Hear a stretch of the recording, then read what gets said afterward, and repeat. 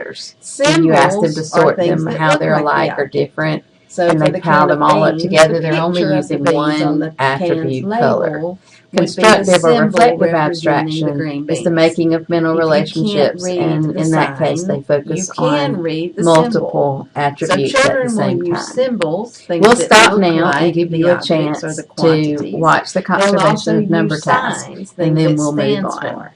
So if they draw 3 flowers and tell you there are 3 flowers, the flowers are the symbols. If they write a numeral 3, the numeral is the sign.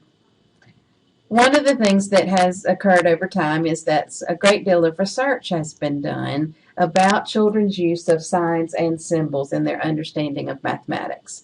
One of the things that we know and can take with us as we teach are the results of those. So some of the things we know, children prefer drawing. They would rather draw the answer than to necessarily write about or provide numbers for the answer. Moving objects or manipulatives is not the same as understanding.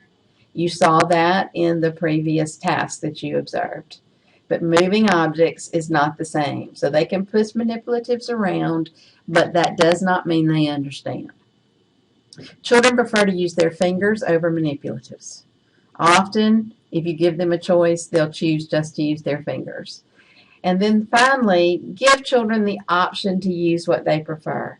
You can tell children there are manipulatives on the tables. You can use those. You can use paper and pencil, or you can use your fingers, whatever you choose. The point is, give them a choice to use what makes sense to them.